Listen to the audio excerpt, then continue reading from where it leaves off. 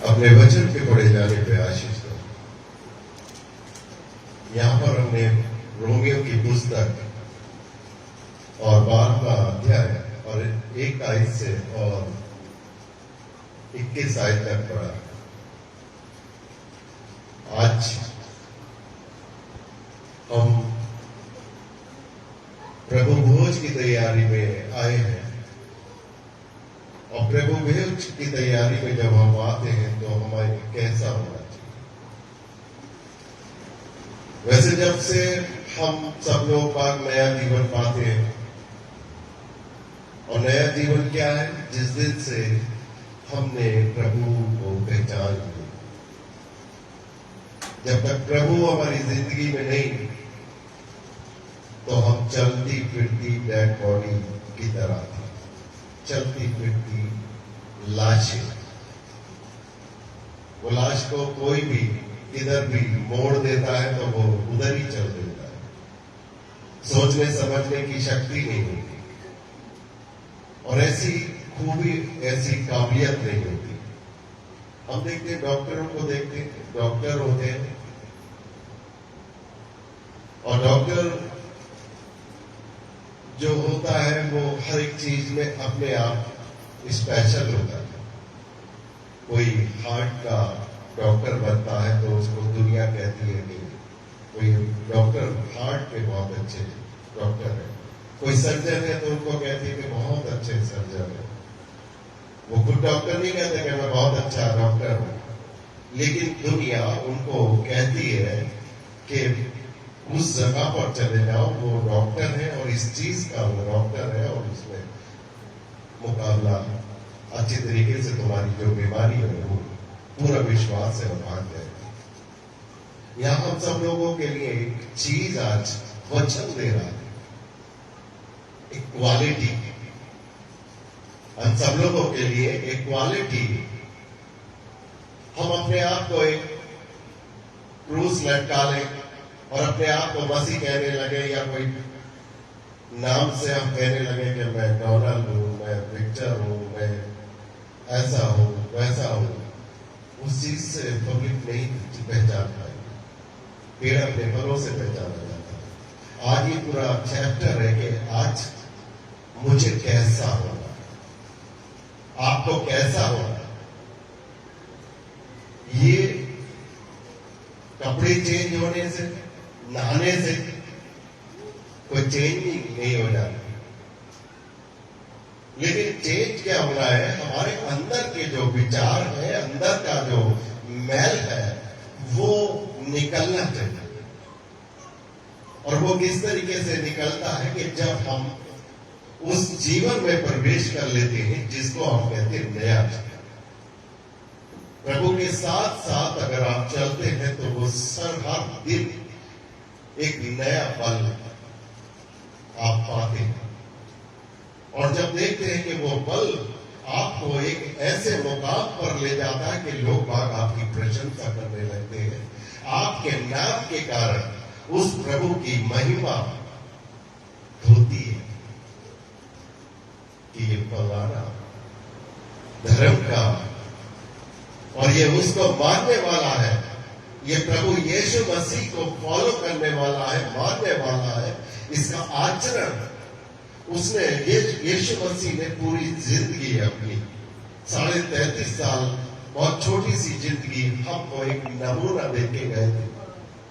वो चाहते तो वो अभी तक भी रह सकते थे, वो चाहते तो बिल्कुल भी ना आते, लेकिन एक सोच हमको दे के गए। आज हम सब लोग बाबा अम्बेडकर जी को याद करते हैं, और क्यों ना करें? क्योंकि वो हम जितने भी गरीब लोग थे, दलित लोग थे, जो अपने आप को ये सोचते थे कि मैं कोई बड़ी जात के पास बैठकर खाना भी नहीं खा सकता, बात भी नहीं कर सकता, उसके सामने टिक भी नहीं सकता, लेकिन वो अम्बेडकर जी ऐसा कानून बनाकर गए कि हम एक बराबरी का सम्मान पाए। और ये प्रेरणा कहां से उनको मिली? ये ऊंच नीच का जो भेदभाव था और उसको खत्म करने के लिए जो प्रेरणा कहां से अंबेडकर बाबा जी को मिली, वो प्रभु यीशु मसीह के द्वारा उनको दी गई। जो बड़े बड़े विद्वान होते हैं वो हर धर्म की पुस्तक पढ़ते हैं, हर धर्म की पुस्तक पढ़ते हैं। हमारे यहाँ जो पादरी होते हैं उनको भी हर एक धर्म की पुस्तक पढ़नी होती है, जब जाके वो कहीं पास्टर बनते हैं। और हर एक बात में, हर एक चीज में कोई धर्म ग्रंथ ऐसा नहीं है जो प्रभु यीशु मसीह की तारीफ ना लिखी है। किसी ने ये नहीं बोला कि वो कोई झूठा मनुष्य है, किसी ने ये नहीं बोला कि ये कोई ऐसी कहानी है जो किताबों में ही लिखी हुई है। यहां तक कि एक इतिहास भी इसका गवाह बना, प्रभु यीशु मसीह का, उसके कैरेक्टर का। 33.5 साल वो इस पृथ्वी पर रहे और वो हमें सिखा के गए कि इस तरीके से हम सब लोगों को जीना है। भेदभाव, ये दुष्कर्म, ये एक दूसरे पर अत्याचार, अपने पड़ोसी से प्रेम, ये सारी की सारी चीजें वो हमको देकर गए। और ये बात हमें अच्छी तरीके से हमारे जहन में डाल कर गए कि मैं तुम्हारे पापियों की कारण इस पृथ्वी पर आना है। यीशु मसीह किसी धर्मी के लिए यहां पर पैदा नहीं होते, यीशु मसीह का जन्म ही नहीं होता यहां पर। अगर सब धर्मी होते तो यीशु मसीह को आने की जरूरत ही नहीं। वो क्यों आए? क्योंकि वो पाप इतना बढ़ चुका था, ये पाप हमारे ऊपर एक बोझा बन चुका था और हम पाप से बरी नहीं हो सकते थे। उस पाप को खत्म करने के लिए प्रभु यीशु मसीह इस धरती पर आए, ताकि ये पाप को खत्म करने के लिए, पापी को खत्म करने के लिए। आपने देखा होगा बहुत ढेर सारे धर्म ग्रंथ हैं, अगर हम उनको पढ़ते हैं तो पापियों का नाश हुआ। और पापी कौन होता है? वो इंसान ही होते हैं। पापियों का नाश हुआ। लेकिन यही एक धर्म ग्रंथ ऐसा है जिसको हम बाइबल के रूप में मानते हैं, पवित्र बाइबल कहते हैं। ये पापियों को मारने के लिए नहीं, पापियों को बचाने के लिए इस पृथ्वी पर यीशु मसीह का आना हुआ। हमारे अंदर कोई क्वालिटी है तो वो प्रभु यीशु मसीह का आचरण होना चाहिए, उसका व्यवहार हमारे अंदर होना चाहिए। आज का जो चैप्टर है वो हमको दिखाता है, वो हमें एक नमूना बनते हैं कि हम हमारे अंदर, शरीर के अंदर कौन कौन से फल। रात में मुरादाबाद में था कोई शादी पढ़ने के लिए, जो हमारे चर्च के मेंबर है, तो उनकी शादी थी उनके बेटे की, तो रात में ये वही था। और कुछ समय मिला मुझे उस परिवार के साथ बिठाने बैठने का, और मेरी आंखों में भी आंसू आ गए। आजकल हम कहते हैं अपने पड़ोसी से प्रेम करो, आजकल हम कहते हैं कि अपने जितने भी रिश्तेदारों से प्रेम करो, अपने माता पिता से प्रेम करो, लेकिन वो चीज नहीं देखते हैं। अपने पड़ोसी से प्रेम नहीं कर सकते तो अपने भाई से क्या प्रेम करेंगे? आजकल हमको देखा है कि अपने भाई भाई का नहीं होता है, कोई किसी का नहीं होता। लेकिन रात मेरी आंखों में आंसू आ गए जब मैं बैठा हुआ था, बातें कर रहे थे, शायद पादरी साहब तो अलग थे उस समय, लेकिन उन्होंने अपने एक बड़ा भाई था और एक छोटा भाई था, भाई तो 3 है लेकिन एक भाई बिल्कुल अलग रहता है, लेकिन वो 2 भाई थे और उन दोनों भाइयों में इतना प्यार मैंने नहीं देखा। जो एक भाई ये कहने लगा कि मेरे मकान के भाई साहब, मेरे मकान बहुत अच्छा सेल हो रहा है, और मैंने अपने छोटे भाई से कहा कि मैं ये मकान बेच रहा हूं, तो उस भाई ने बिल्कुल भी 1 मिनट भी नहीं समझा और एक शब्द में वो सारी बात खत्म कर दी कि भाई एक काम कर, तू अपना मकान बेच रहा है, दोनों मकान भेज दे, क्योंकि मैं अकेला रह के यहाँ पर क्या करूं, मैं अकेला रह के क्या करूंगा। और उस भाई की आंखों में आंसू थे। मुझे भी ये चीज देखने को मिली। मैंने कहा आजकल ऐसा हर एक परिवार में नहीं होता। ये प्यार प्रभु यीशु मसीह ने हमारे अंदर डाला है। अगर हम प्रभु यीशु मसीह को जान चुके हैं, उसको पहचान चुके हैं, तो ऐसा प्यार हमको अपने परिवार में लाना होगा, अपने नजदीक लाना होगा। जब हम अपने परिवार में ये चीज देख सकते हैं, तो अपने पड़ोस में भी ये चीज अपने आप पैदा हो जाएगी। कोई भी चीज की खेती अगर हम करते हैं, तो जिसकी ज्यादा करने लगते हैं, वो एक चीज खत्म होने लगती है, दूसरी जिस चीज की खेती ज्यादा होती है, फिर वही पैदावार होती है। यहां पर आज का जमाने में शैतान अपनी विचारधारा को हमारे ऊपर आक्रमण कर रहा है, वो धकेल रहा है। शैतान नहीं चाहता कि हम सब लोग बात प्रभु यीशु मसीह के नाम से आनंद पाए, जय पाए, उस उद्धार का रास्ते को पाए जो प्रभु यीशु मसीह ने 2026 वर्ष पहले उसने अपने आप को कुर्बान करके, अपनी कुर्बानी देके और हमारे लिए वो मार्ग खोला था, वो रास्ता खोला था। और जिसको उसने हमें याद दिलाने के लिए बोला कि तुम इसकी यादगारी में ये काम किया करना। ये मेरा मांस है, ये मेरा लहू है।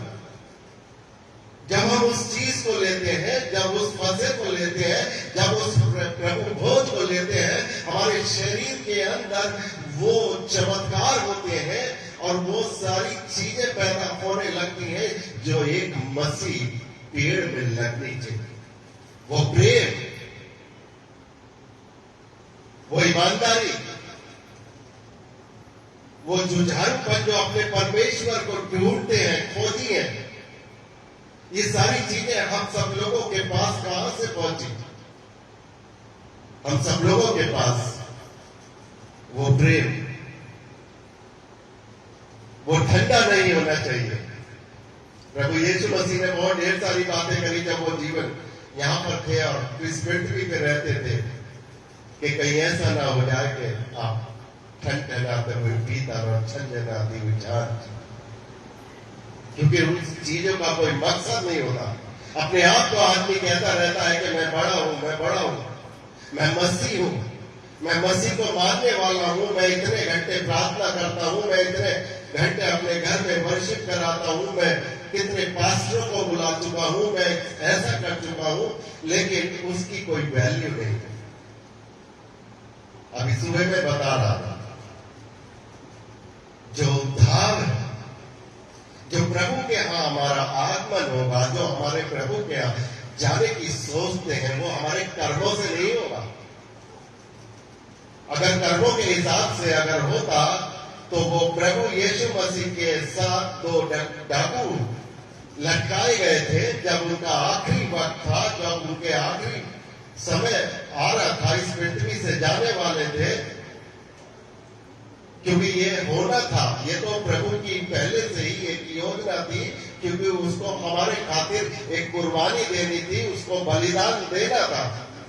लेकिन एक आदमी थे, 2 आदमी थे, उन्होंने पूरी जिंदगी भर डकैतियां डाली थी, सारी जिंदगी भर तक उन्होंने पाप किए थे, लेकिन एक आखिरी क्षण, आखिरी समय में, कुछ सेकंडों में उसने प्रभु को अनुभव किया कि प्रभु क्या चीज, यीशु मेरे बराबर में है।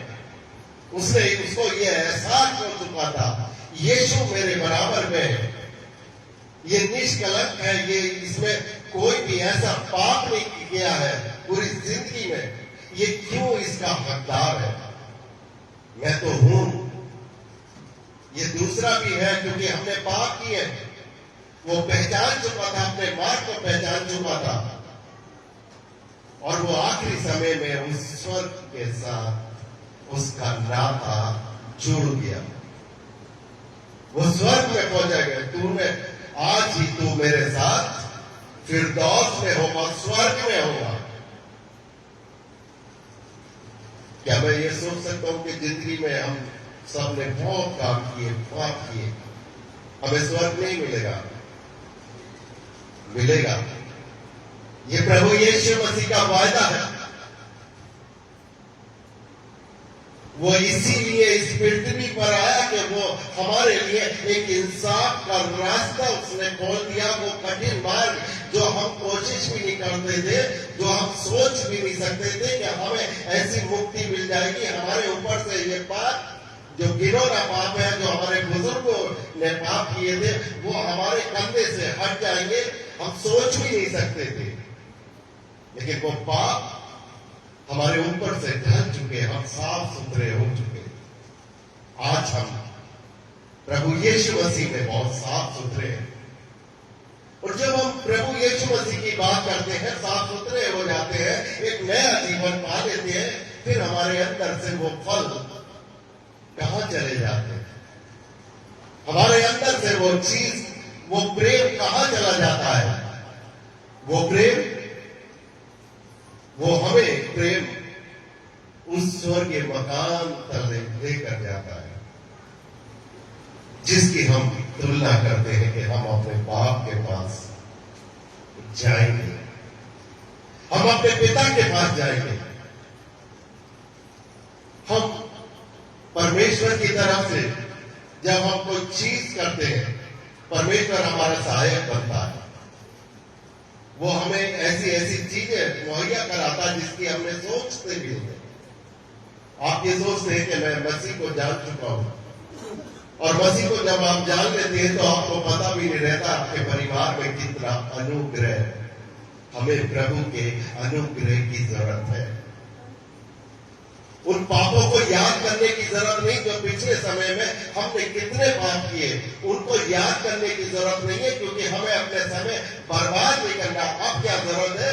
अब प्रभु यीशु मसीह के अनुग्रह हमारे ऊपर होना चाहिए। हमें इस बात की चिंता होनी चाहिए। वक्त बहुत कम है। क्या सुबह होने वाली है, रात ढलती जा रही है। जो पाप था वो बहुत हो चुका है। पाप का एक गठरी बन चुकी है, वो हमारे सामने एक पहाड़ की तरह दिखाई देती है। लेकिन उसका एक अनुग्रह, उसका एक अनुग्रह हमारे लिए वो मुक्ति का रास्ता कहलाता है। आपने देखा होगा, अगर आप बाइबल पढ़ी है तो इस्राएलियों ने प्रभु यीशु मसीह के साथ क्या नहीं किया। उनको गालियां भी दी, उनको तड़पाया भी, उनको कोड़े भी मारे, उनको जो है सूली पर लटकाने वाला भी इस्राएली। कहीं और से नहीं आए थे, कोई विदेश से नहीं आए थे, किसी और देश से नहीं आए थे, इस्राएली। लेकिन प्रभु यीशु मसीह का गुस्सा, उस प्रभु का गुस्सा उन पे नहीं भड़का। उसका वायदा आज भी है कि मैं तुम्हें बर्बाद नहीं करूंगा। मैं तुम्हें बर्बाद नहीं करने के लिए यहां पर आया। वो वक्त देता है, वो हमें और आपको वक्त देता है। और कितना अच्छा बात उसने बता दिया कि हमें कौन किसका वंशज कहलाए। उस प्रभु के वंश से हमारा नाता, हमारा वंश जुड़ गया। उस प्रभु के गोत्र से हमारा गोत्र जुड़ चुका, जो बिन्यामीन तक हमारे पास पहुंचा, अब्राहम तक पहुंचा, याकूब तक पहुंचा। हम उसके वंशज कहलाते। ये हमारे लिए घमंड की बात होनी चाहिए। और जब ये वंश हमें नाता मिल गया, हमें विरासत में एक चीज के वारिस हम हो जाते हैं, तो हमारे अंदर कौन से फल होने चाहिए? वो प्रेम के, वो भाईचारे के। हमें किसी के ऊपर कोई अत्याचार नहीं करना चाहिए। हमें किसी को नीचा दिखाने के लिए ये नहीं होना चाहिए कि मैं इससे बड़ा हूं। सबको वरदान मिले, सबको यहाँ पर जितने भी यहाँ पर बहनें बैठी हैं, जितने भी यहाँ पर भाई बैठे हैं, यहाँ कोई भी शख्स ऐसा नहीं है जो कोई ना कोई वरदान प्रभु ने ना दिया हो। किसी को गाने का हो सकता है, किसी को अपनी जो नौकरी परमेश्वर ने उसको दी है उसके जरिए वरदान मिला, वो लोगों की सेवा करता होगा। किसी को मदद करने की जरूरत है तो वो मदद के लिए सेवा करता है, वो अपने आगे हाथ बढ़ाता है। जो गरीब लोग हैं, सड़क पर किसी को खाना नहीं मिला, उसको यही टैलेंट दिया, यही वरदान दिया है। और जब वरदान को वो लेकर आगे बढ़ता है तो उसमें फिर ये बात उससे अलग हटके चली जाती है। ये सोचने का विषय नहीं रहता कि ये आएगा कहां से। जब 5000 आदमियों को जंगल में बैठे थे और उन्होंने अपने चेलों से कहा कि भोजन क्योंकि शाम हो चुकी है, पूरे दिन ये हमारे साथ है और इन्होंने कुछ भी नहीं खाया। 5000 लोगों की जो भीड़ थी और वहां पर प्रभु ने कहा कि उनसे किसी से पूछो कि किसी के पास कोई रोटी या कुछ है, तो किसी के पास 5 रोटी और 2 मछली थी। प्रभु उनके साथ थे। उन्होंने ये नहीं सोचा कि होगा कहां से, क्योंकि प्रभु है ना मेरे पास, आपके पास जब प्रभु है तो हमें अपने घर की चिंता नहीं, हमें ये सोचना नहीं है कि अब क्या होगा। हम अगर किसी की मदद कर रहे हैं, अब क्या होगा, हमारे पास तो है ही। प्रभु अपने आप उस चीज को मुहैया कर रहे हैं। मदर टेरेसा थी, मदर टेरेसा सिर्फ अपना एक मकान बेचकर और वो इंडिया के अंदर आ गई और वो लोगों की मदद करने लगी। एक मकान, ज्यादा कोई बड़ा मकान नहीं था, कोई बड़ा बंगला नहीं था, बड़ी कोठी नहीं थी, लेकिन इसके अंदर मदर टेरेसा के अंदर एक उमंग आई कि मैं भारत वर्ष के अंदर जाऊं और भारत में जाकर ऐसे लोगों की मैं मदद करूं जिनको जरूरत है। उनका दिमाग ये नहीं होता अब पैसा कहां से, चलो मकान बेच दिया, मकान बेचने के बाद फिर मैं क्या करूंगी, लेकिन एक लगन थी, एक भरोसा था कि मैं इस काम को कर सकती हूं। और वो मदद खत्म नहीं हो पाई, वो मकान की जो पैसा खत्म नहीं हो पाया। एकदम हाथ प्रभु ने आगे उनकी तरफ बढ़ाने चालू कर दिए कि मदद ये पैसा हमारी तरफ से, ये हमारी तरफ से। बड़े बड़े सेठ आगे बड़े बड़े लोग आगे आ गए, यहां तक कि राष्ट्र तक उनकी मदद करने लगे। बहुत देशों में उनकी मदद करने लगे क्योंकि उनको विश्वास हो गया कि ये सच्ची मदद कर रही है, ये अपनी जेब में नहीं डालेगी। प्रभु का हौसला उनके साथ। जब आप किसी की मदद करना चाहते हैं तो आप मदद करते रहेंगे। प्रभु आपके पीछे कोई ऐसा नहीं करेगा कि आपकी वो मदद खत्म हो जाएगी। आपसे देखेगा। प्रभु में बहुत ताकत है, इसके वचन में बहुत ताकत है। अलग अलग हमारे अंदर टैलेंट है, अलग अलग वरदान है, लेकिन हम अपने वरदानों को आज तक नहीं पहचानते। किसी में वरदान है कि लोग बाग अपनी वेदी के ऊपर लाके लगाते हैं कि हम अपने चर्च में, अपने याजक के पास, अपने पास्टर के पास जो हमारा फर्ज बनता है कि हमें देना चाहिए वो लेकर आते हैं। वरदान है, उस वरदान में कोई घटी और कमी नहीं होती। उसमें यह नहीं होता कि इस महीने दे दिया अगले महीने नहीं, क्योंकि इनके अंदर की जो लगन है वो वरदान प्रभु ने उनको दे रखा है। और जब आशीषें बनकर उनके पास आती है तो वो रेगुलर ये चीज होती है। आज हम परमेश्वर के साथ किस लगाव के साथ जुड़े हुए, वो दिखावा तो नहीं है, वो सारी चीज हमारे पास होनी चाहिए जो परमेश्वर के पास थी, जो उन्होंने अपने जीवन को यहाँ पर बिताया था, वो हमें देकर गए। हम सब लोगों को बहुत ही प्यार किया, और कितना प्यार करा कोई इंसान इस धरती के ऊपर इतना प्यार नहीं कर सकता।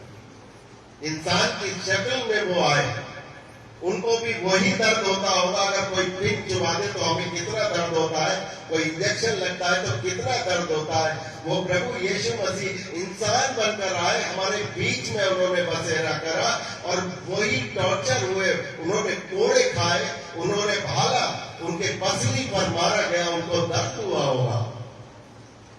उनको लोगों ने उनके मुंह पर थूका, उनको बुरा भला कहा, उनको कितना बुरा लगा होगा। लेकिन फिर भी उस परमेश्वर ने, वो जीवते परमेश्वर ने लोगों को बुरा नहीं कहा, उन इजरायलियों के लिए बुरा नहीं कहा, क्योंकि वो जानता था इसको मैंने ही बनाया है। इंसान की जो रचना की है वो मैंने ही, मेरे द्वारा ही हुई है।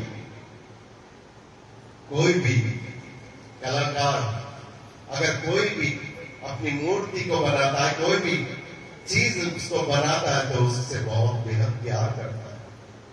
उसमें थोड़ी सी भी अगर कहीं से भी खरोच अगर आ जाए तो वो उसको अच्छी तरीके से देखभाल करता है।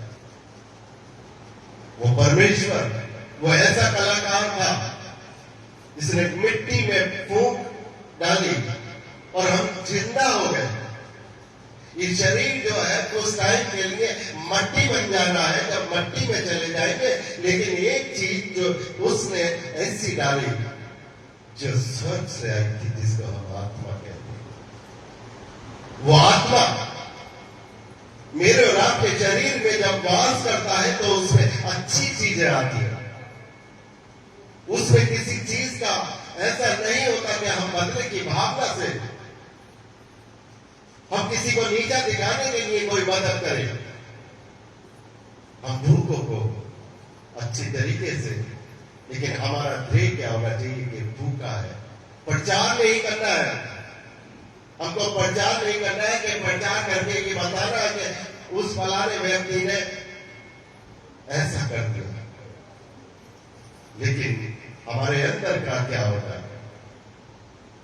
हमारे अंदर जो कोई ना कोई स्वार्थ होता है। आदमी अगर आज किसी की भी मदद करना चाहता है तो वो कोई ना कोई स्वार्थ के कारण, उसके अंदर कोई बदले की भावना होती है।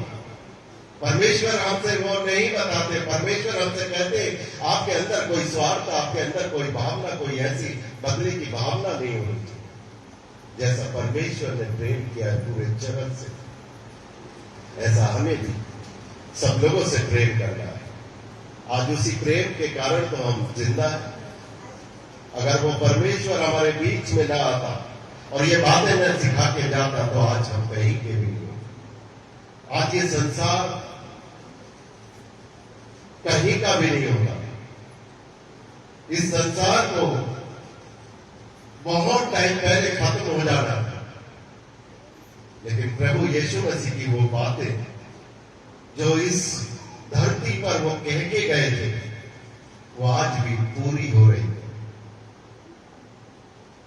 उसने कहा था कि तुम सारी की सारी परेशानियां में घिर जाओगे, विपत्तियां इस तरीके से इस पृथ्वी पर आने लगेंगी। एक दूसरे को लोग बात समझ नहीं पाएंगे, एक दूसरे को मारा तोड़ी करेंगे, एक दूसरे के ऊपर आक्रमण करेंगे। तो ये सोच लेना कि अब मेरा आने का वक्त निकट है। परमेश्वर की तैयारी हम करते हैं कि परमेश्वर आने वाले, परमेश्वर आने वाले। परमेश्वर की तैयारी उसने तो हमें बताया। जब ये सारी घटनाएं इस संसार के अंदर होने लगेंगी तो ये सोच लेना मेरा आने का टाइम नजदीक है। हमारे दिल के अंदर, हमारे मन के अंदर कोई हलचल हुई या नहीं हुई? परमेश्वर आने वाले। हमारे घर में अगर एक मेहमान अगर आ जाता है तो महीनों से तैयारी चालू हो जाती है, हफ्तों से तैयारी चालू हो जाती है कि हमारे घर में एक मेहमान आने वाला है। भाई घर साफ करो, घर में ये करो, घर में ये चीज ला के रखो, घर में ऐसे सजा के रखो। और वो मेहमान, वो कितना मेहमानों का भी मेहमान है जिसको प्रभु यीशु मसीह का नाम मैं बार बार आपके सामने बता रहा हूं, उसकी तैयारी हम सब लोग कुछ नहीं करते। क्योंकि हमने अपने आप को खो दिया है, बर्बाद कर दिया है। हमारे अंदर एक स्वार्थ घुसा हुआ है, एक ऐसी चीज, एक ऐसी भावना घुसी हुई है। हमने प्रभु यीशु मसीह को नहीं जाना। हमें तो अपने अंदर की बीमारियों को भगाना, बीमारियों को भगाना। प्रभु यीशु मसीह आपको ताकतवर बनाना चाहता है। प्रभु यीशु मसीह आपको वो बल और बुद्धि देना चाहता है कि आप अपनी भी सुरक्षा करो और दूसरों को भी सुरक्षा करो। लेकिन अंदर का जो स्वार्थ है हम सब लोगों का, अपने आप को ही खाली करते रहते हैं। अपने आप को जो बलवान होना चाहिए दूसरे को करते रहते हैं कि दूसरे ही हमारे लिए आदत बन चुकी है। हमने एक बिचौलिया को डालने की आदत हो गई है कि बिचौलिया को बुलाओ और उससे हमारे शरीर के अंदर ये भूत प्रेत भाग जाएगा, ये दुष्ट आत्मा भाग जाएगी, हमारे घर में धन का आना चालू हो जाएगा। हमारे घर में ये बीमारी है जो घुसी हुई है, अगर हम बिचौलिए को बुलाएंगे तो ये सारी चीजें परमेश्वर डायरेक्ट आपके साथ संबंध बनाना चाहता है। परमेश्वर क्या चाहता है? आपके साथ डायरेक्ट संबंध।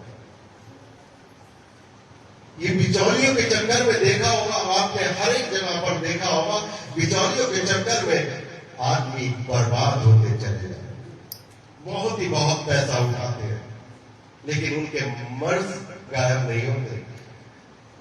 मरीज तो गायब हो जाता है, लेकिन मर्ज गायब नहीं होता। और बाद में औलाद को पछताना पड़ता कि बहुत पैसा हमने अपने बाबू पे या अम्मा पे लगाया, लेकिन कोई नतीजा हासिल नहीं हुआ। हमने जितनों ने कहा कि तुम ऐसा कर दो, इतनी चादर चढ़ा दो, इतने ऐसा कर दो और वहां पर चले जाओ, उस पहाड़ पर चले जाओ, हमने सब कुछ करा। हम लाखों और करोड़ों रुपए में हम नीचे आ गए, हमने बर्बाद करके हमारी जो आने वाली नस्लें हैं वो पनपने में बहुत टाइम लेगी।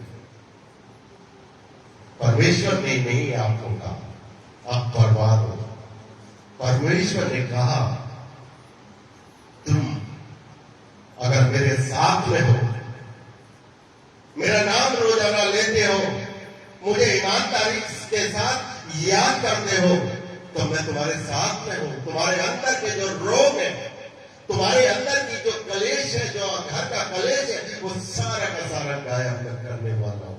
वो ताकतवर बनाना चाहता है, वो बल और बुद्धि देना चाहता है सुलेमान की तरह। सुलेमान एक ऐसा व्यक्ति था जो परमेश्वर ने उससे कहा कि तुम मांग, क्या मांगना चाहता है? क्या वो चाहता तो बहुत कुछ कह देता कि मैं और बड़ा साम्राज्य चाहता हूं और कितने देश चाहता हूं, मेरे अधीन हो जाए। सोना मांगता, चांदी मांगता, बहुत ढेर सारी चीजें। लेकिन सुलेमान ने क्या मांगा? बुद्धि। अगर आप एक छोटे से घर के मुखिया हैं,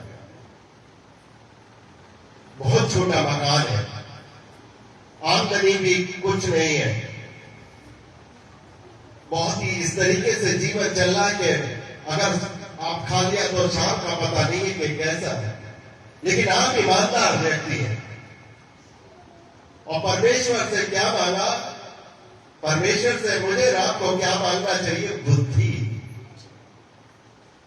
अगर बुद्धि है तो इस छोटे से मकान को हम बड़े रूप में लेकर जा सकते हैं, और बुद्धि नहीं है तो बड़ी से बड़ी कोठी और बंगले को भी हम खंडर बना सकते हैं। क्योंकि बुद्धि, इंसान उस बुद्धि को नहीं मांगता, परमेश्वर से धन मांगता है। धन, जो धन बेधन करता है।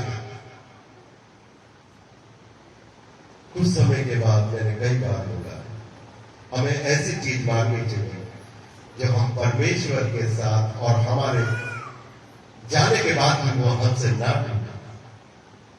धन का एक टुकड़ा भी हमारे साथ में नहीं जाएगा जब हम ऊपर चले जाएंगे।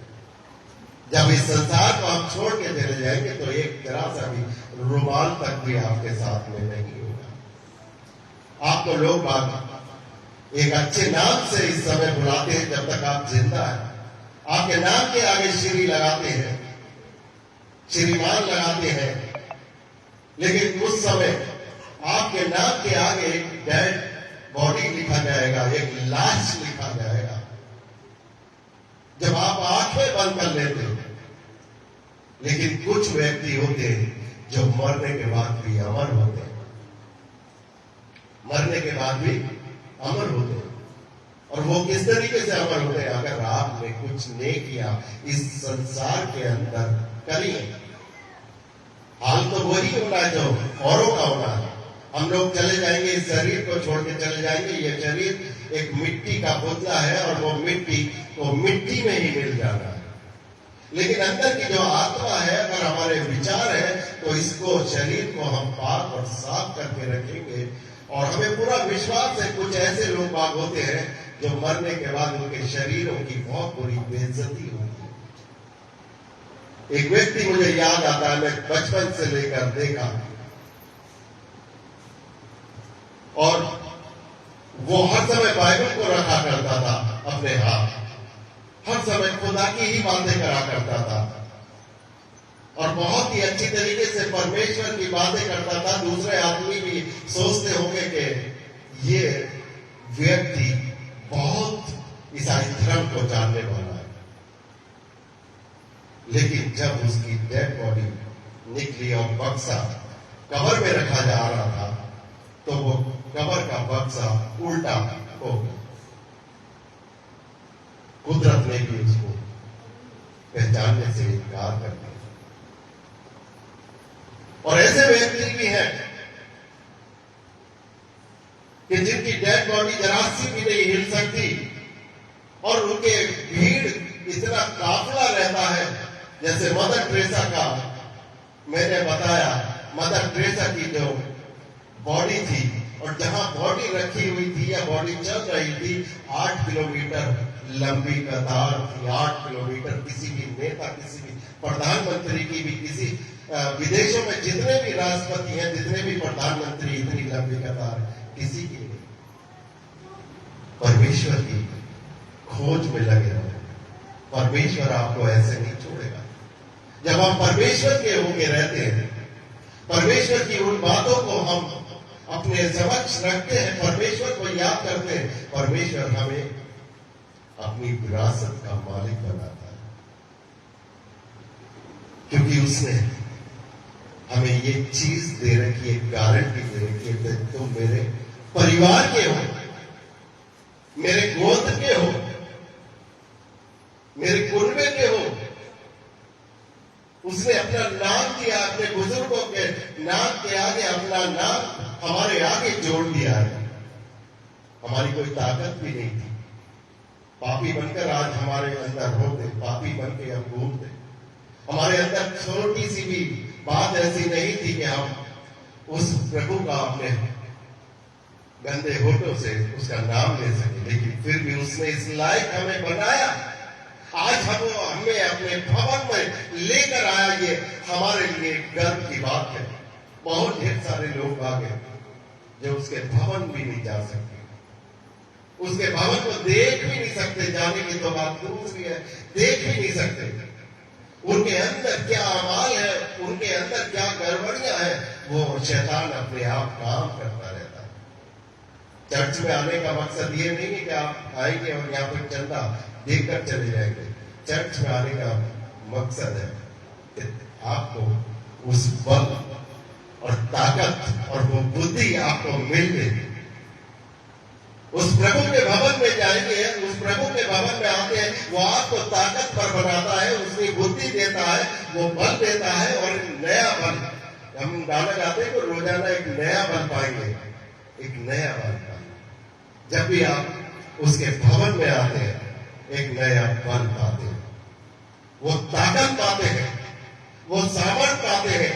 सारी बीमारियां आपके पास से भागती हैं, एक नया बल मिलता है। वो सारे आचार होते हैं, वो सारी चीजें आपको मुहैया कराई जाती है परमेश्वर की तरफ से, क्योंकि परमेश्वर आपका पिता है।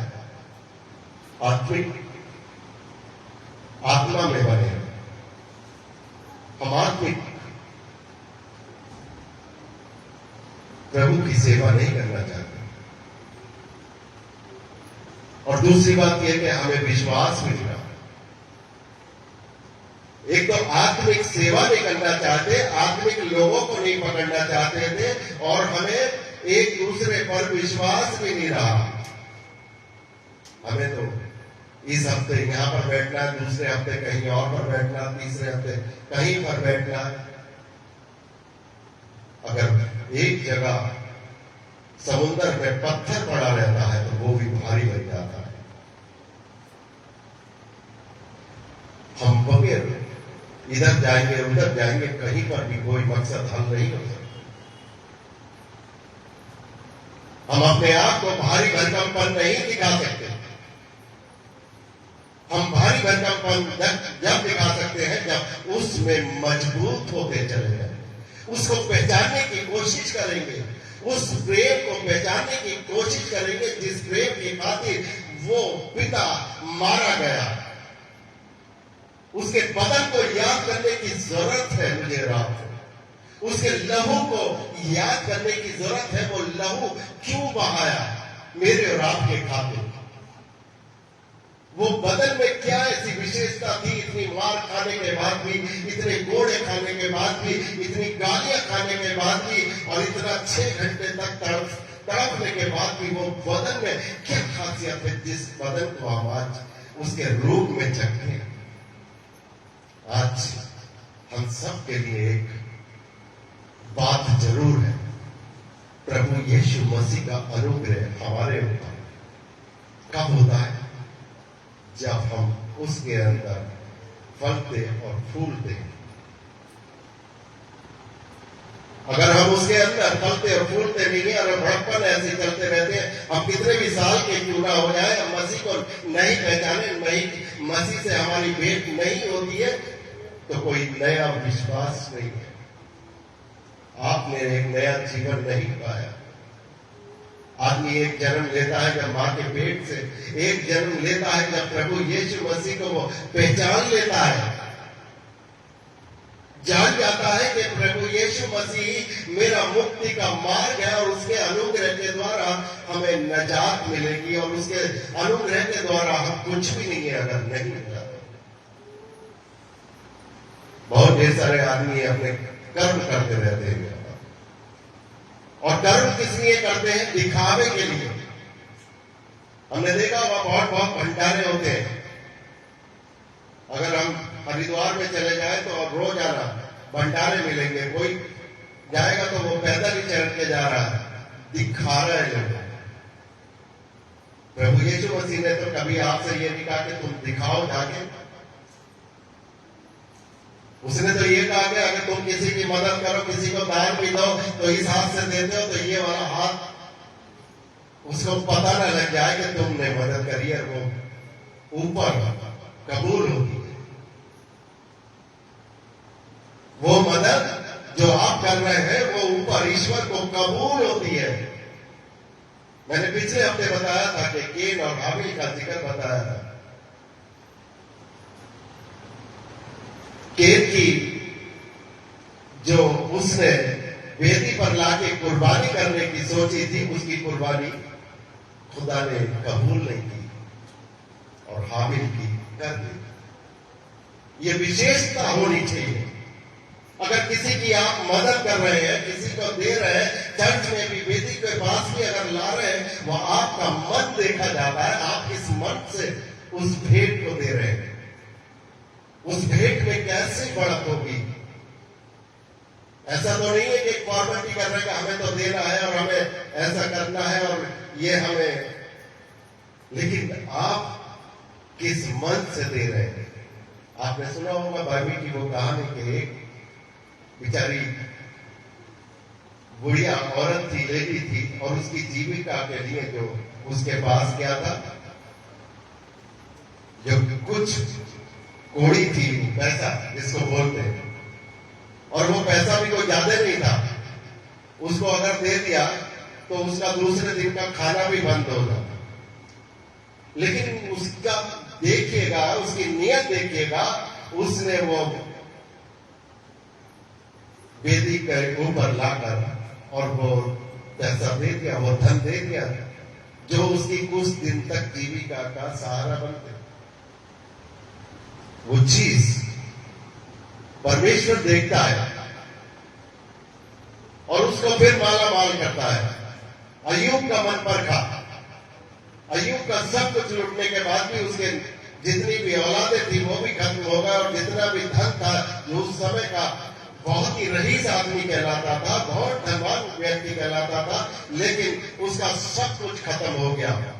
लेकिन उसका भी मन प्रभु ने परखा, और फिर जब वो अपनी परीक्षा में पास हो चुका तो फिर से उसको दिखना और चौंकना करके उसको परमेश्वर ने, परमेश्वर आपको भी देना चाहते हैं, परमेश्वर आपको भी मालूमाल करना चाहते हैं, परमेश्वर आपको ये धन नहीं वो धन देना चाहते हैं जो उसकी स्वर्ग की विरासत में हमको मिलेगा। ये धन तो हमें कुछ दिन तक जिंदा रह सकता है, कुछ दिन तक संतुष्ट कर सकते हैं, लेकिन ये धन जो है ये बर्बादी का आधार हो सकता है हमारे। आपने देखा होगा पैसे के कारण बहुत ढेर सारे मर्डर हो जाते हैं, और पैसे के कारण ही बहुत ढेर सारे लोग अपने आप को फांसी का फंदे पर लटक के मर जाते हैं। और रोजाना में समाचारों में सुनने को मिलता है, जितने भी न्यूज में सुनने को मिलता है कि पैसे के कारण इसने लोन लिया था, धन लिया था, और वो अदा नहीं कर पाया, उसने जो है अपनी जान को गंवा दिया। पैसे के कारण अपने भाई से जो जन्म भर तक उसके साथ एक अच्छा रिश्ता होना चाहिए था, मिलकर रहना चाहिए था, उसने पैसे के कारण अपने भाई को हत्या कर दी। आज जमाना बहुत खराब है, क्योंकि शैतान ये नहीं चाहता, मुझे रात को शैतान नहीं चाहता कि हम परमेश्वर की वो सारी बातों को हम देख सके, उसकी बातों को समझ सके, परमेश्वर के साथ हम चल सके, लेकिन वो अपनी बातें हमसे करना चाहता। रोजाना वो बहुत परेशान होता परमेश्वर, क्योंकि उसने हमें संतान होने का एक रिश्ता हमारे साथ बनाया। उसने दास नहीं बनाया, गुलाम नहीं बनाया।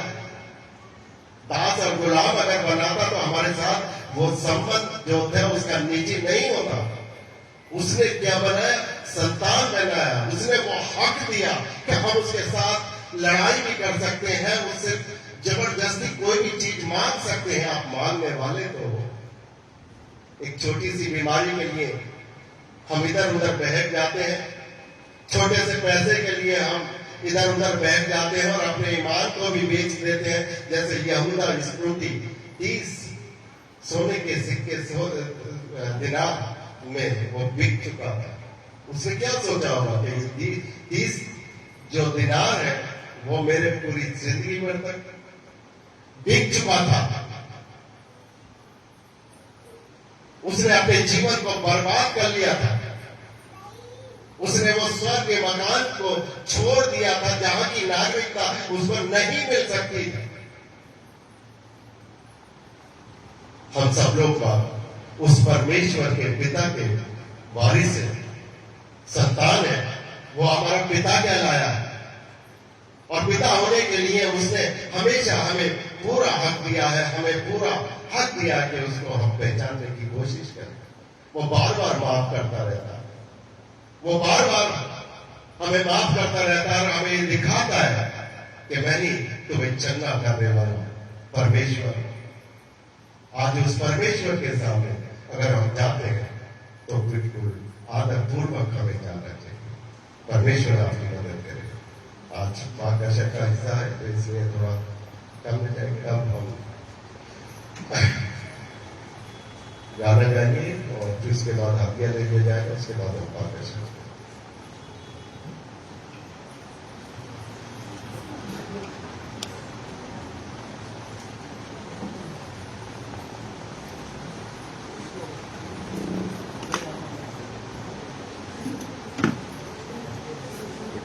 जल्दी है।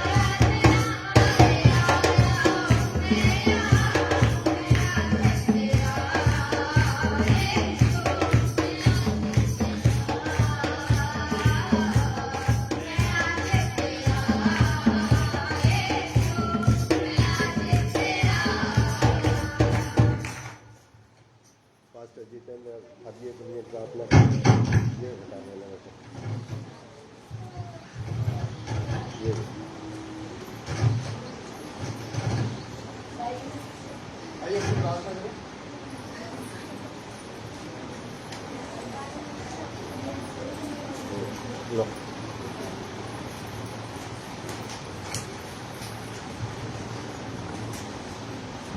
स्वर्ग में विराजमान प्रभु एक बार फिर से आपके सम्मुख आते हैं स्वामी और धन्यवाद देते हैं प्यातुक जी हमारे प्रिय अजीज भाई बहनों ने प्यातुक जी अपनी मेहनत की कमाई में से जो भी दान दिया है दयालुता इसके बदले आपको 30 गुना 60 गुना 100 गुना लौटाएं और आपकी स्वर्गीय आशीष से प्यातुक जी के परिवारों पर निरंतर बनी रहे, इनके खत्ते प्यातुक जी हमेशा भरे रहे। धन्यवाद देते हैं तथा प्रार्थना को सुनने के लिए प्रार्थना प्रभु यीशु के जीवित और वर्तमान पर मांग लेते हैं।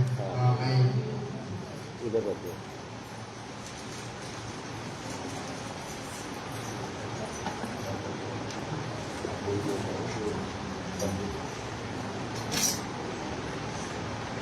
तो अब हम ये प्रभु भोज की विधि करने जा रहे हैं। इसमें केवल वही शामिल हो जो पहले शामिल हो चुके हैं और जिनके बपतिस्मा हो चुके हैं, और बपतिस्मा भी वो जिसका बपतिस्मा 18 साल के उम्र के बाद हुआ है। कई बार बच्चे कहते हैं कि हमारा बचपन में बपतिस्मा हो गया था। बेटा वो बपतिस्मा नहीं होता, उसको मखसूसियत कहते हैं, ठीक है, डेडिकेशन बोलते हैं उसको। तो जिसका बपतिस्मा 18 साल से बाद में हुआ है वो इसमें शामिल हो सकते हैं, और जिनके बपतिस्मे हुए हैं और जो पहले मेज में शरीक हो चुके हैं वो ही शरीक हों, ठीक है। क्योंकि गलत रीति से लेने पर इसके परिणाम आपको पादरी साहब ने पहले कई बार पढ़ाया है, और हो सकता है अगर समझ लेगा तो वो अभी भी इसके विषय में पढ़ेंगे। इसके परिणाम अच्छे नहीं है, ठीक है, क्योंकि हम तैयारी करते हैं खुद को पाक साफ करने की और परमेश्वर की हुजूरी में जाने की, और कोई भी पापी मनुष्य परमेश्वर की हुजूरी में नहीं जा सकता। यदि वो जाता है तो वो दंडित होगा। और पुराने समय में आप जब बाइबल को पढ़ेंगे तो कैसी कैसी दंड उन लोगों को मिला है जिन्होंने गलत तरीके से इसमें शामिल होने की कोशिश की है। आप बाइबल पढ़ेंगे तो आपको ये ज्ञात होगा कि परमेश्वर इस बात से लोगों को दंडित करते थे, क्योंकि उनको बिल्कुल भी ये पसंद नहीं है कोई भी पापी मनुष्य परमेश्वर के सम्मुख प्रस्तुत हो, ठीक है।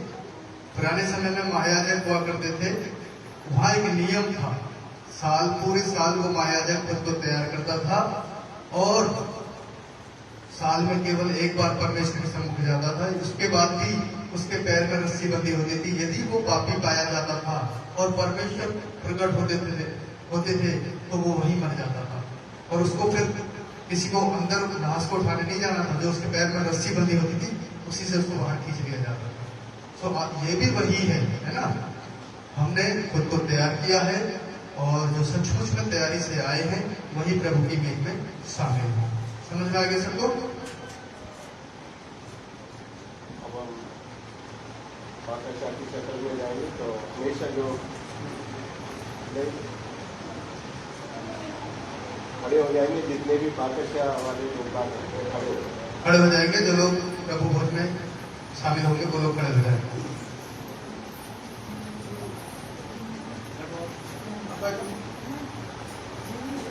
हर एक आदमी नहीं जाए जो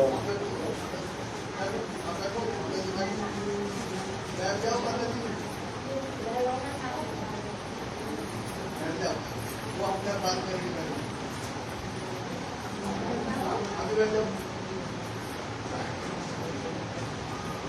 ये कोई ऐसा प्रसाद नहीं है कि जैसे कहीं पर जाते हैं, इसके लिए तैयारी करनी पड़ती है।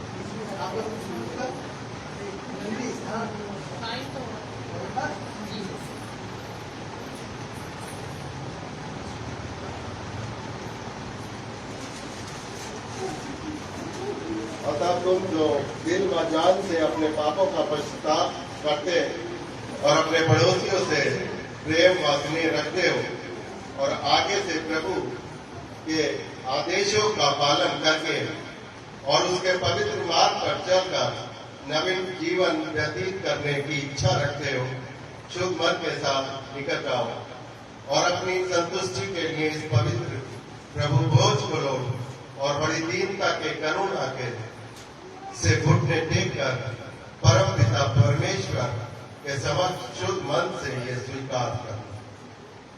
ऐसे सर्वशक्तिमान पिता परमेश्वर, हमारे प्रभु यीशु मसीह के पिता, सभी वस्तुओं के रचयिता और सभी व्यक्तियों के न्यायाधीश, हम दुख के साथ आपके असंख्य पापों और बुराइयों को स्वीकार करते हैं जो कि हमसे बार बार तेरी ईश्वरीय सम्मान के विरुद्ध मन, ध्यान और कर्मों के द्वारा जाने अनजाने में हुए और तेरे उचित भय और क्रोध को अपने ऊपर भड़काया।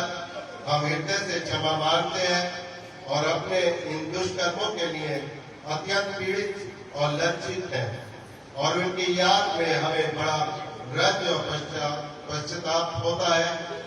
ऐ संपूर्ण दया करने वाले परम पिता, हम पर दया कर। जो कुछ हमसे हुआ है अपने बेटे हमारे प्रभु यीशु मसीह के लिए क्षमा कर और उसके अनुग्रह की हम अपने आगे के जीवन में सदैव तेरी आराधना और सेवा करें और तेरी इच्छा पर चले, ताकि तेरे नाम की महिमा और सम्मान हो। हमारे प्रभु यीशु मसीह के नाम में आमीन।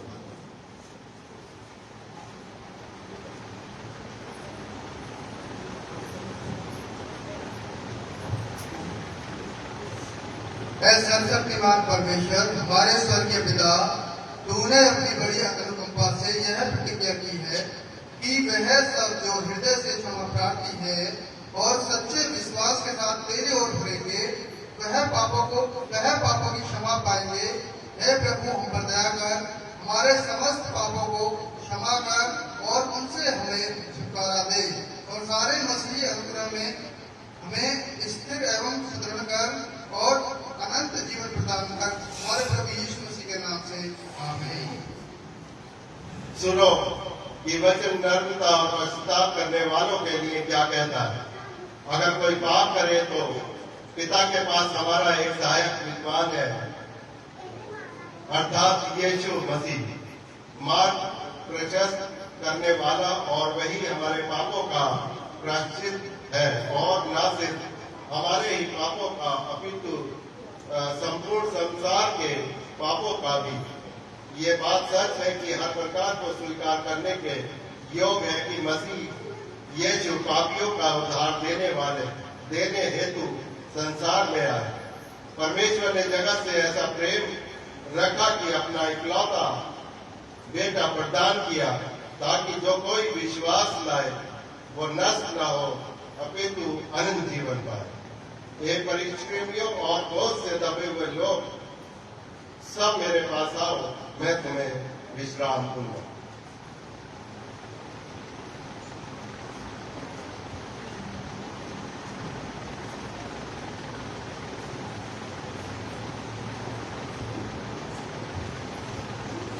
हे प्रभु सर्वव्यापी पिता परमेश्वर, तूने बड़ी कृपा और अपने इकलौते पुत्र प्रभु यीशु मसीह को क्रूस पर जान देने को दे दिया।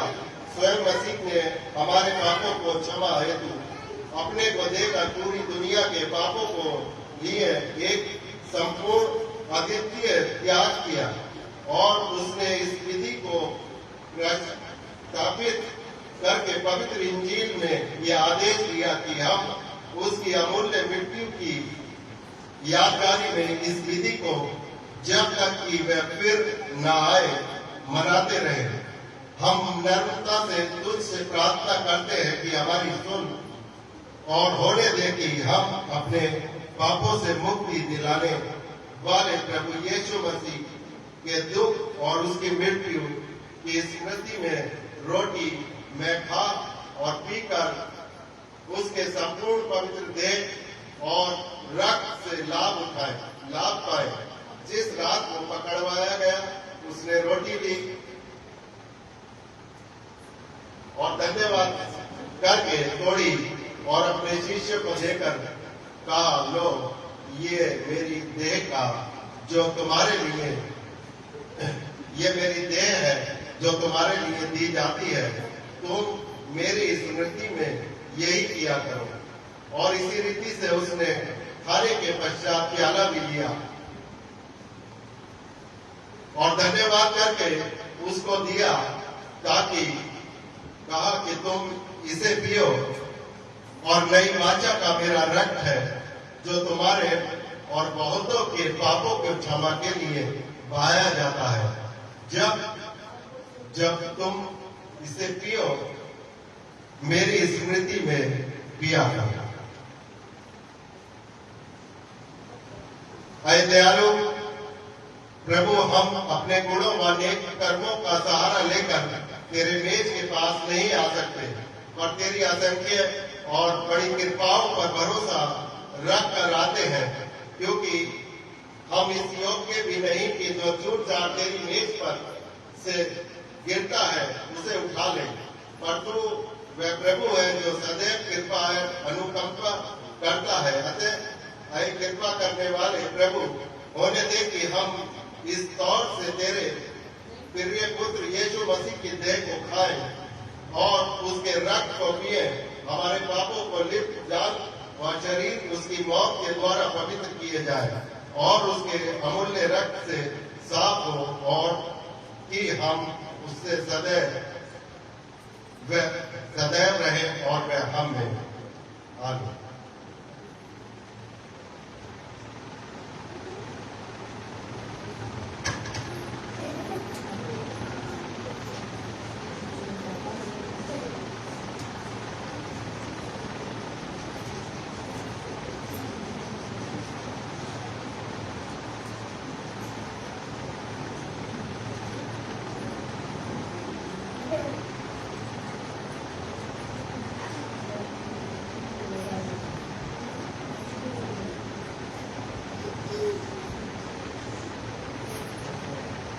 प्रभु यीशु मसीह ने कहा, ये मेरी देह है जो तुम्हारे लिए दी जाती है, तो इसको लो और इस बात की स्मृति में कि मसीह ने तुम्हारे वास्ते बलिदान दिया।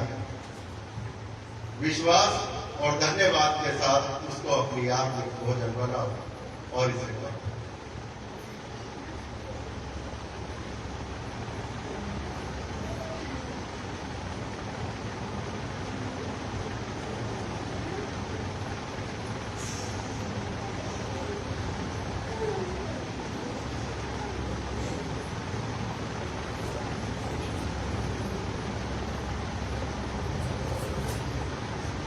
ऐ प्रभु हमारे स्वर्गीय पिता, हम तेरे प्रिय बंदे ये विनती करते हैं कि तुम कृपालु होकर अपने पिता समान स्नेह से हमारी इस धन्यवाद है प्रशंसा के बलिदान को स्वीकार कर, और हम बड़ी नम्रता पूर्वक तेरी आराधना करते हैं कि प्रभु यीशु की करुणा और उसकी मृत्यु और उसके लहू पर विश्वास लाने के कारण हम और तेरी सारी कलीसिया अपने पापों की क्षमा और उसकी आशीषों को पाए। और यहाँ एक प्रभु, हम अपने शरीर और जान सहित तेरे सम्मुख अर्पित करते हैं कि ताकि तेरे लिए एक उचित और पवित्र और जीवित बलिदान हो, और नम्रता पूर्वक तेरी आराधना करते हैं कि हम सब जो इस पवित्र प्रभु भोज में शरीक है, तेरे वरदान और तेरी स्वर्गीय आशीषों से परिपूर्ण हो जाए। अब जमायत आ जाए।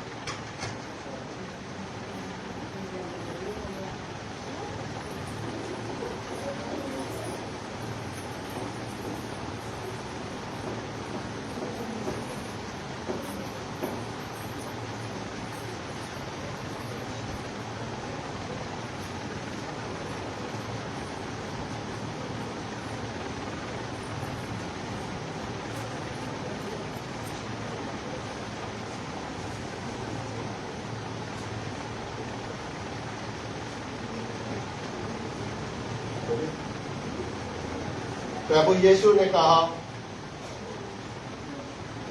ये मेरी देह है जो तुम्हारे लिए दी जाती है, इसको लो और इस बात की स्मृति में कि मसीह ने तुम्हारे वास्ते बलिदान दिया, और विश्वास और धन्यवाद के साथ इसको अपनी आत्मिक भोजन बनाओ और इसे खाओ।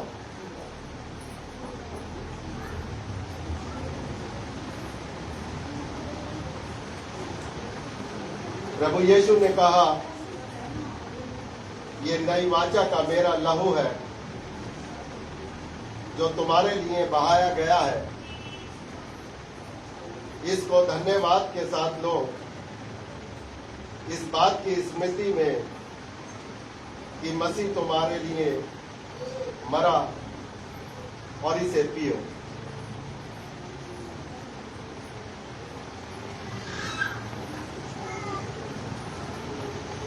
धन्यवाद देते हैं। आप प्रभु की मेज पर शामिल होने के बाद अपने आत्मिक का आपके घर में और आपके परिवार में संतुष्टि और ऐसा आचरण देखने को मिलेगी प्रभु का और प्रभु की सहायता और उसके स्वर्गदूतों का बसेरा आप सभी के परिवार में और घरों के बीच में आपका बोल सकते हैं।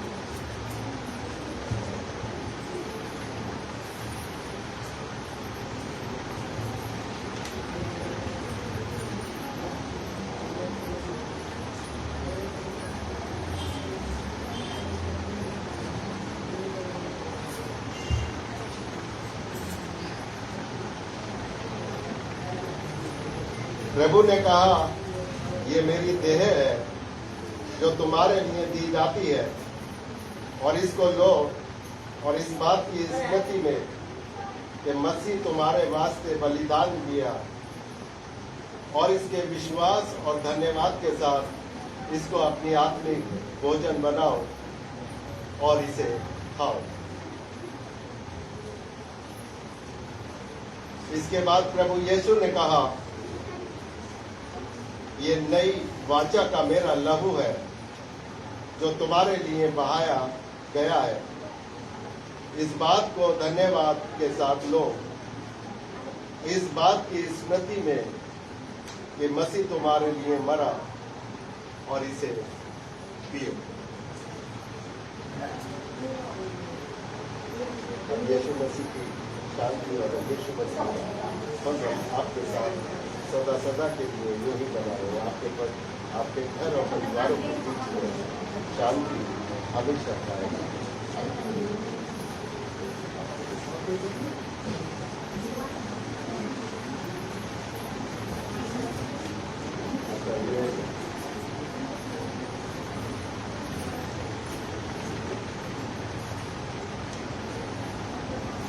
फिर यीशु ने कहा, ये मेरी देह है जो तुम्हारे वास्ते दी जाती है, इसको लो और इस बात की स्मृति में कि मसीह ने तुम्हारे वास्ते बलिदान दिया, इसको लो और खाओ। फिर यीशु ने कहा, ये नई वाचा का मेरा लहू है जो तुम्हारे वास्ते बहाया गया है, इसको लो, धन्यवाद के साथ लो और इस बात की स्मृति में कि मसीह तुम्हारे लिए मरा और इसे पियो। धन्यवाद उसका परमेश्वर, इसके लिए उसके परिवार के लिए और इसकी मर्जी के लिए उसका परमेश्वर और इसके लिए उसका परमेश्वर आप इस सोच कर और किसी भी व्यवस्था की उसका परमेश्वर ये शांति से रहकर अपने परिवार के और आपको जो मजबूती पकड़ सके।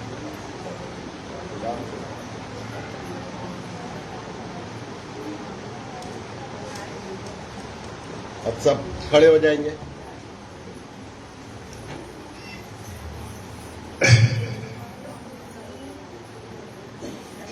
और हमारे पिता का प्रेम और यीशु मसीह का अनुग्रह और पवित्र आत्मा की सहभागिता आपके परिवारों में, आपके व्यवसाय में, आपके खेत खलिहानों में हमेशा हमेशा यूं ही होती रहे। आमीन। जय मसीह।